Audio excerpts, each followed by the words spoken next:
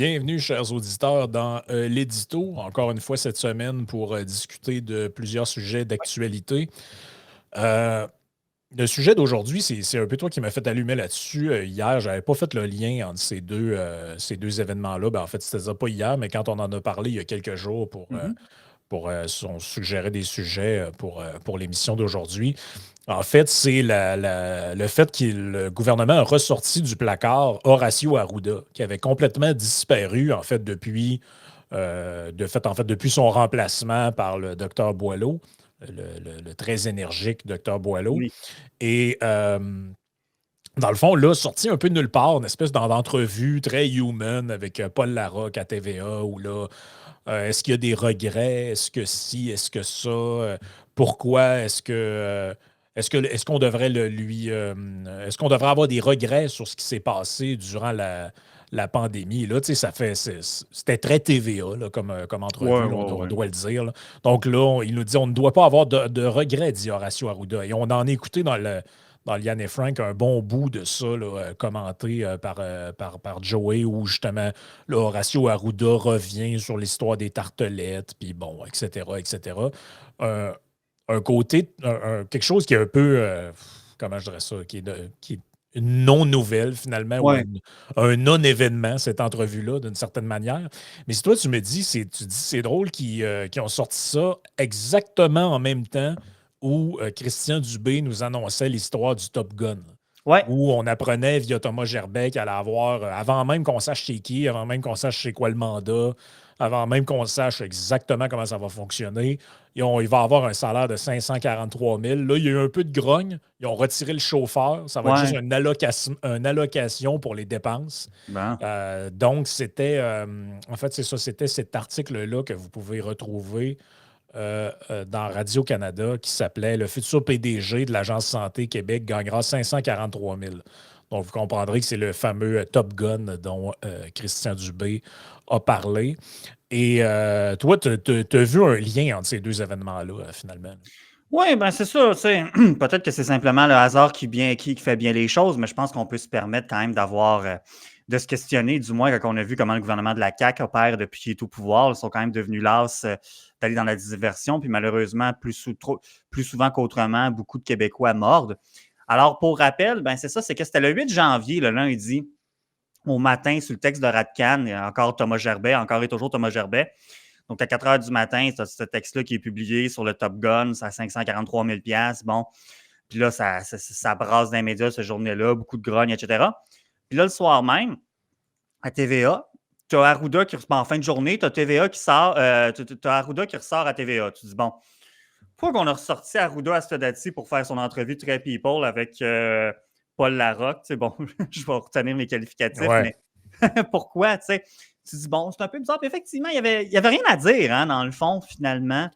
Moi, Tu dis, c'est un peu du n'importe quoi, en fait. Là, tu puis sais, comment avez-vous trouvé votre expérience? Tu sais, il n'y a pas de réflexion sur le fond. Il n'y a pas. Tu c'est sais, pas tout le monde qui peut aller, tu sais, justement, tu sais, on comprend qu'il y a eu un rôle central au début, dans la grosse partie de la pandémie, en fait, mais tu peux pas juste aller de même puis parler de tes états d'âme puis de qu'est-ce que tu fais de bon aujourd'hui. C'est pas n'importe qui peut faire ça sans prétendre que ce soit n'importe qui, le docteur Arruda, mais quand même, à cette date-ci, c'est vraiment curieux. Surtout, puis je pense que c'est ça qui va peut-être aider les auditeurs à comprendre mon point de vue, c'est que pour ceux qui sont pas au courant, quand on travaille pour l'État au sens large, tu peux pas juste aller de même puis parler par rapport à ta job. Là. C'est très.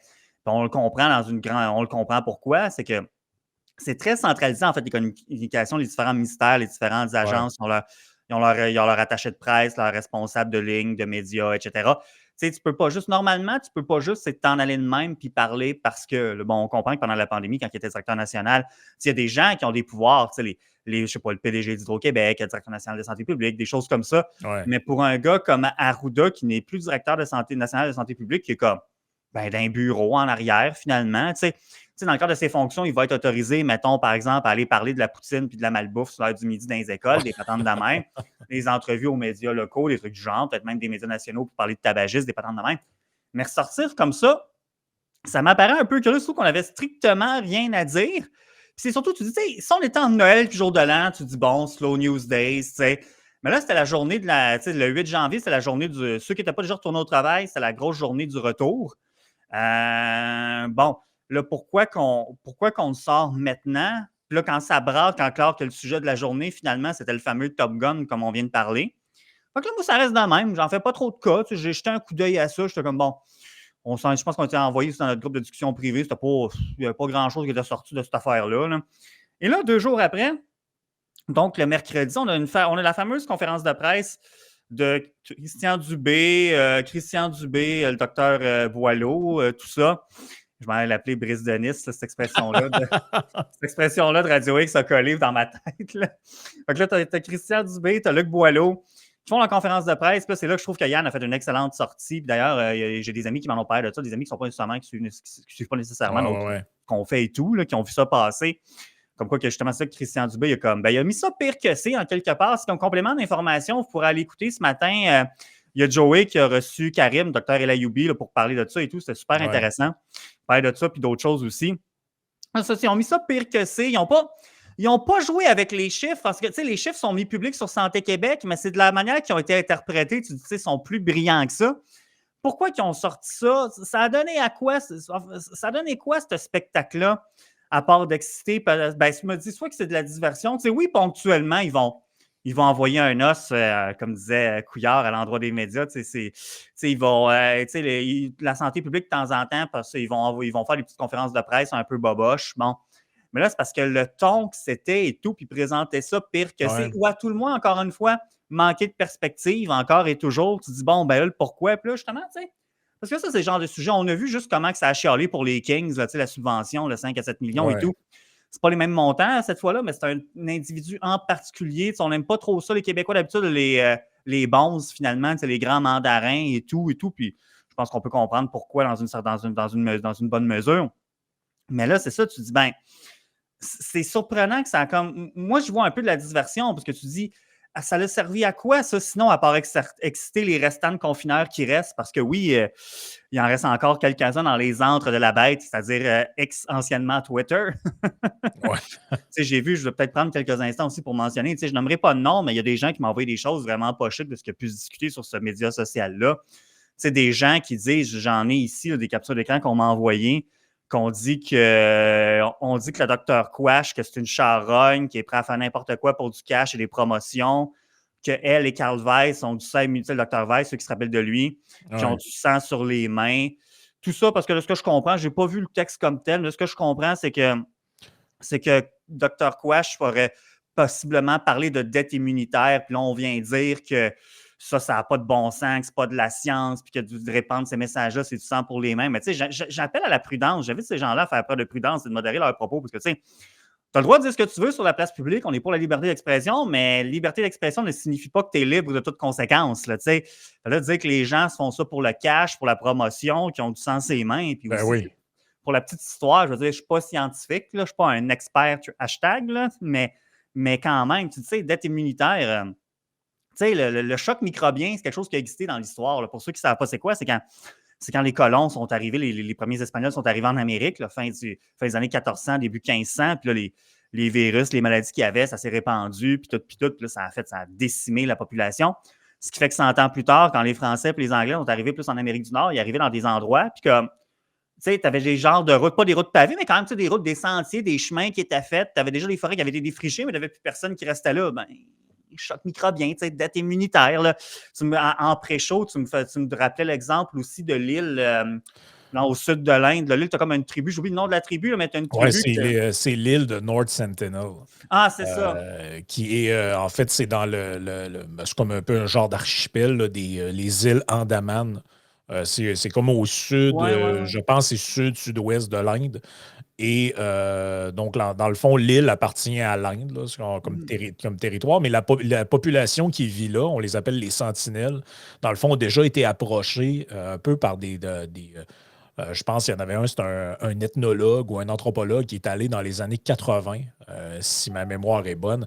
Et après, on a interdit on a interdit, en fait, d'exploration l'île. On a interdit aux gens d'approcher de l'île parce que de ce qu'on estime, c'est qu'il y a à peu près 200 personnes qui vivent là, donc de cette tribu autochtone qu'on appelle les sentinelles, et ça ferait entre 50 et 60 000 ans qu'ils vivent isolés sur cette île-là.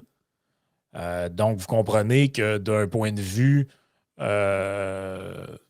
point de vue, comment je dirais ça, immunitaire ou C'est ça. médical, ces gens-là n'ont jamais été exposés au, en fait, tu vois, même sur leur page Wikipédia, on parle de ça. Donc, dans le fond, le premier contact avec la civilisation, entre guillemets, remonte à 1880. Il y avait eu une expédition britannique où ils ont eu dans le fond, ils sont débarqués sur l'île. Et il y en a une autre dans les années 60, je pense. Et là, on nous dit des nouvelles maladies représentent la première cause de décès pour des tribus isolées car ils n'ont pas développé de défense immunitaire contre les virus de la grippe, la rougeole, la varicelle. Donc, c'est même pas juste, là, tu sais, mettons, dans le cas présent. Non, On non. se parlait de ce concept-là pour la COVID, mais finalement, tu sais, pour, mettons, des tribus Pour bien isolées, des affaires, ben oui. c'est pour n'importe quoi, là, au final, Fait là. que, tu sais, tu dis, c'est parce que c'est pas, faut écouter les experts, mais leurs experts, puis finalement, ils savent même pas de quoi ils parlent, ces gens-là. Fait que bref, tout ça pour dire que ça a servi à quoi cette histoire-là? À part, je pense pas qu'ils ont fait ça dans le but d'exciter cette gang-là. Fait que tu dis, bon, toute cette péripétie d'événements-là la semaine dernière, ça servait pas à grand-chose à part une tactique de diversion un peu cheap. Ils vont laisser encore faire un peu peur au monde pour détourner l'attention du Top Gun, mais aussi, je pense que ce serait bon d'ajouter que, mais pour souligner que notre système de santé, c'est pas le personnel, encore une fois, mais de la manière que notre système de santé publique est organisé au Québec, ça ne fait pas la job.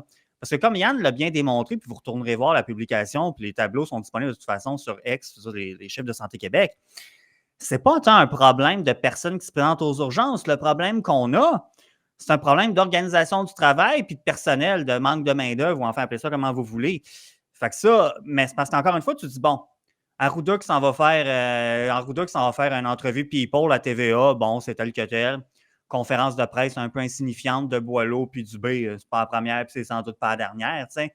Mais ce qui est le plus choquant là-dedans, c'est que bon, moi, ça me fatigue toujours un peu, c'est qu'il y a des gens peut-être un peu crédules qui mordent là-dedans, qui ont chialé pendant 15 minutes au Tim Hortons le lundi midi, puis le mardi puis le mercredi, tu es reparti sur autre chose suite à ça. Hmm. Mais au-delà de ça, c'est que tu te dis, bon, c'est nos médias là-dedans. Comment ça se fait que le seul qui a fait la job, c'est Yann? Ah, Qui n'est pas un vrai média comme non, c'est ça. Nous autres, on n'est pas des vrais journalistes, mais il y a eu une seule personne au Québec qui a remis en question les trucs qui ont été dits par Christian Dubé dans sa conférence de presse, basés sur ses propres chiffres à lui.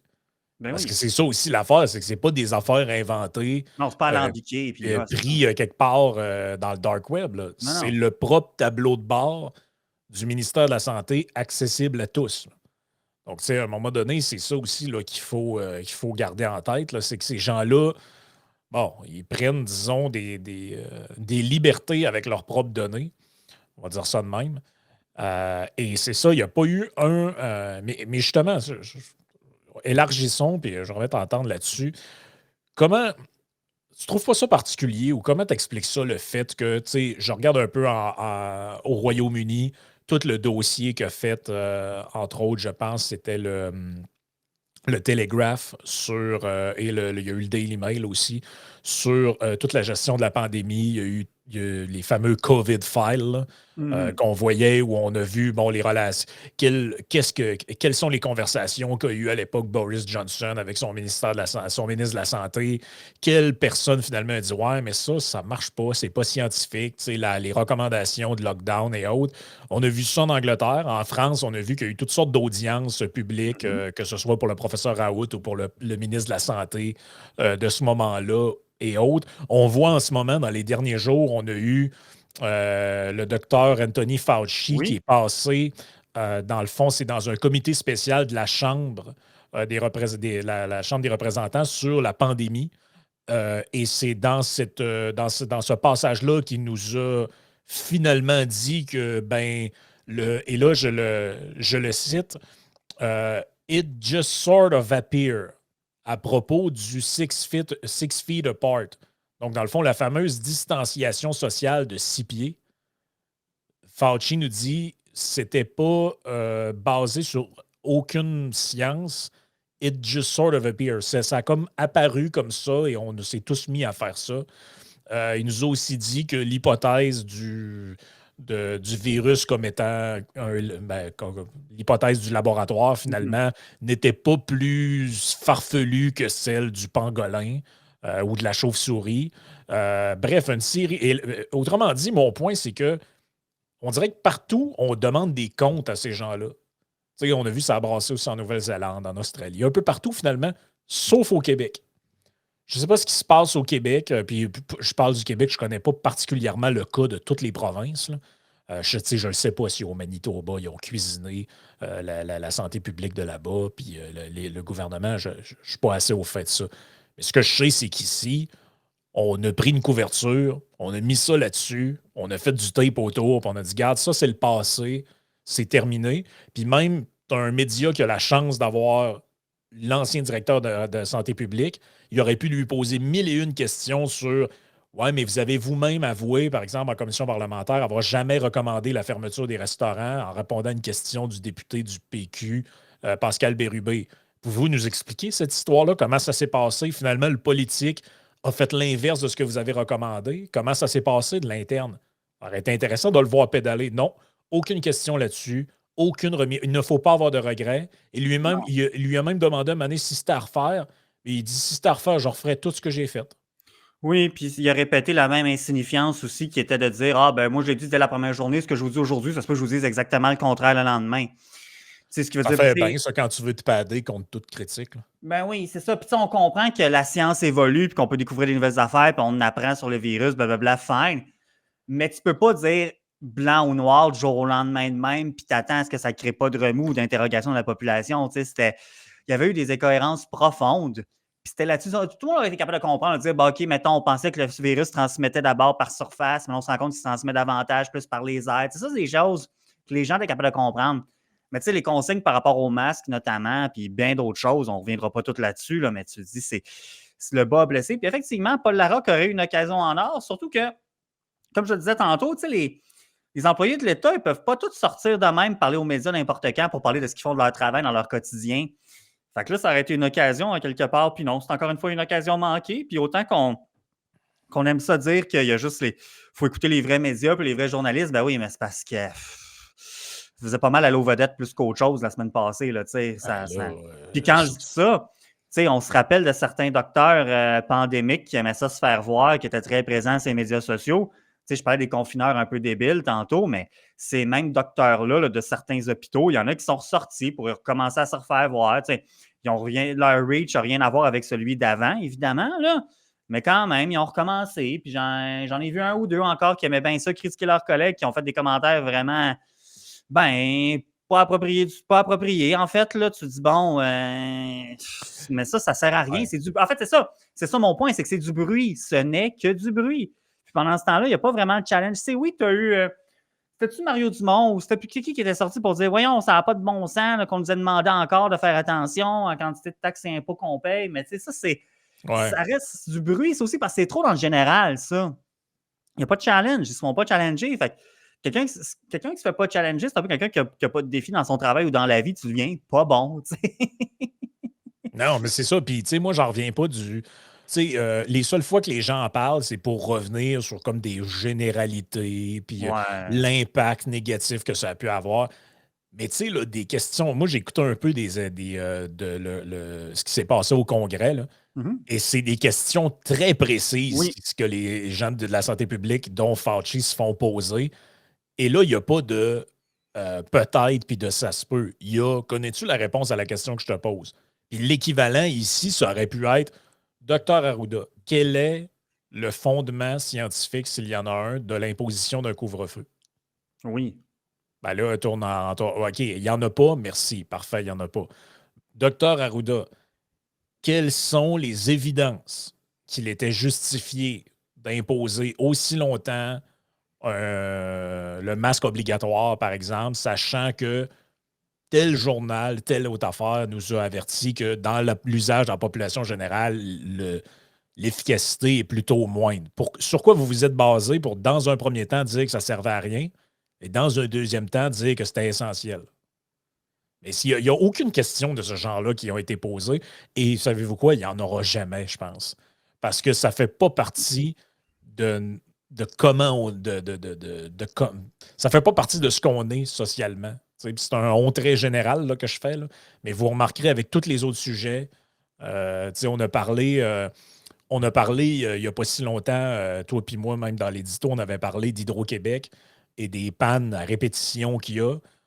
Ben, je veux dire, on a vécu un drame social il y a des années de ça, avec la crise du verglas à Montréal. Des gens sont morts, des gens ont été sortis de leur domicile pendant des jours, voire des semaines à dormir sur des lits de camp dans des gymnases. Au sortir de tout ça, il y a eu un rapport qui a dit que la solution, c'était l'enfouissement des fils. Ça n'a jamais été fait. Ça sera probablement jamais fait. Puis quand il y a des pannes de courant, ben, on nous explique qu'ils font ce qu'ils peuvent. C'est comme ça. Puis ça coûte trop cher sinon. Puis, tu sais, dans le fond, ça pourrait être pire. Il y a comme une espèce de fatalisme par rapport à ça chez beaucoup de gens qui est.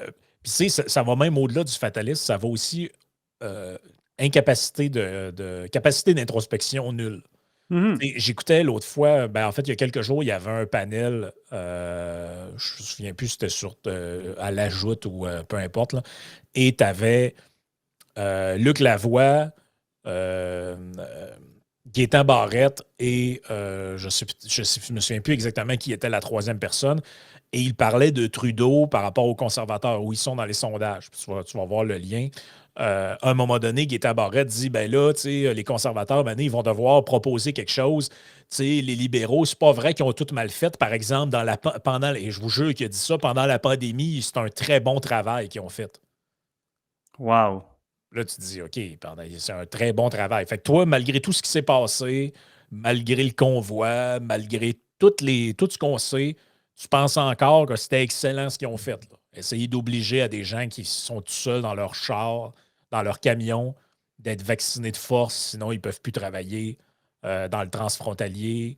La rive Cannes. Regarde, voulez-vous que je vous fasse la liste des Ouais, les conneries, là? rent-a-cop, quand tu revenais de voyage, mettons, tu sais, qui venaient voir si t'étais bien chez Ben vous, oui. isolé 2 semaines, Tout puis ben ça, oui. c'était excellent, ça, là. Ben, c'est triste le constat que tu fais parce que c'est tout à fait exact. Ben, en tout cas, ça m'apparaît tristement exact. C'est que c'est vrai qu'on n'est pas fort d'un sur l'introspection et de deux sur les questions difficiles. Moi, je pense pas qu'effectivement, il va y avoir un peu comme ce qu'on voit présentement au Royaume-Uni. Ben, ça continue, cette histoire-là. C'est vraiment comme on vient de voir récemment au Congrès avec le docteur Fauci. Je pense pas qu'un jour, il va y avoir comme une commission parlementaire où est-ce que Boileau ou Arruda, quoi que ce soit, ou Dubé ou Legault, encore moins, vont être questionnés. J'avais peut-être l'espoir que j'ai, puis c'est Yann qui avait soulevé ça à un moment donné, c'est peut-être qu'on fasse un peu comme, tu sais, quand la loi sur les mesures de guerre a été invoquée en 70, puis que c'est devenu par la suite la loi sur les mesures d'urgence, il y a une réflexion qui s'est faite sous le gouvernement Mulroney quasiment 20 ans plus tard, de dire, bon, est-ce que cette loi-là, on devrait peut-être la modérer un peu, tempérer certains de ses articles, des choses comme ça. Ça, j'ai l'espoir que ça se fasse. Honnêtement, j'y crois de moins en moins, mais je me dis, écoute, qui vivra verra. Qui sait, peut-être que dans 15-20 ans, il va y avoir une réflexion qui va se faire, que le législateur à Québec va réfléchir à savoir, bon, peut-être qu'on serait dû pour se repencher sur la loi de la santé publique. Est-ce qu'on est allé trop loin ou pas? Bon, est-ce qu'il y a certains de ces articles-là qui vont trop loin? Est-ce qu'on pourrait mieux faire les choses? Ça, j'ai encore un certain espoir pour ça. Je ne mettrai pas tout mon argent là-dessus, vous comprendrez bien. Mais sinon, au-delà de ça, comme juste d'avoir la simple question, quelle était la base scientifique du couvre-feu? Tu n'auras pas ça. Tu Non. n'auras jamais ça.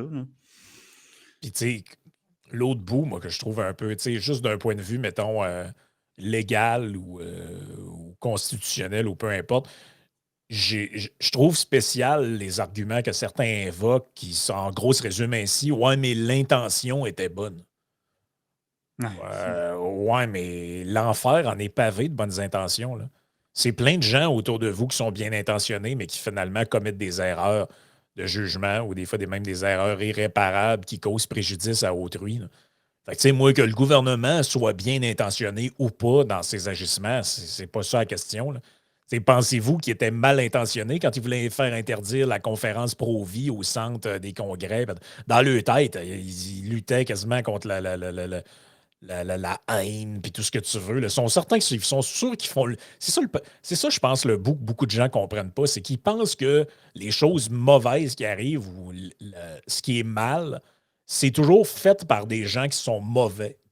Tu sais, puis là, on s'imagine des gens là, qui fomentent des grandes histoires, puis qui sont animés par le mal, puis que, tu sais, les histoires satanistes, puis tout. Mais non, c'est ça qui est le plus grand paradoxe, c'est que la plupart des saloperies qui ont été faites dans l'histoire ont été faites par des gens qui étaient persuadés de faire le bien. Ben oui, par du monde, puis aussi plus souvent qu'autrement, du monde vraiment average, tu sais. Puis je veux dire, même les gens que nous, on peut. Non, mais c'est vrai, tu Oui, sais. c'est effectivement. Tu sais, puis même les gens qu'on pourrait juger comme nous étant mauvais, ben eux, subjectivement, ils pensent pas nécessairement qu'ils font le mal. Là, je suis pas un expert là-dedans, mais je suis pas mal certain qu'une Bomber, il pensait que c'était une bonne affaire, là, lui, de faire sauter des affaires pour l'environnement. Là. Tu sais, il y avait une planète à sauver. Tu sais. Je ne veux pas dresser de mauvais parallèles entre lui et Bruno Marchand. Évidemment, vous comprenez bien, c'est ça, c'est que l'idée, c'est de dire que c'est idiot. C'est idiot de, tu sais, de dire oh, ben, le gouvernement était bien intentionné. Non, at the end of the day, à la fin de la journée, c'est le résultat qui compte. Ben C'est oui. là-dessus que tu dois être jugé. D'où l'importance des règles du jeu, puis de ce qui est encadré comme étant dans le mandat ou pas de l'État. Parce que c'est pour ça, en fait, toute l'existence des droits et libertés, puis des chartes, puis des constitutions est basée là-dessus. Mhm. C'est pour que justement, tu gardes toujours des backstops à un gouvernement qui pourrait dire ouais, mais il est dans l'intérêt commun que. Ouais, ça, c'est Ouais. toi qui penses ça, mon grand. Puis quelque chose qui m'attriste et m'inquiète quand même pas mal, c'est qu'on a ce que peu de gens semblent saisir, c'est que ces backstops-là sont là pas tant pour quand ça va bien, ils sont là pour quand ça va mal, justement. C'est que là, il Ben faut que oui. tu te dises oh, attends, parce que c'est quand ça va bien, tu n'as pas vraiment de raison de vouloir entamer une violation. Mais quand ça va mal, là, tu te dis, c'est là que tu peux avoir tendance à vouloir overstepper, de vouloir aller trop loin, puis ça prend quelque chose pour te retenir.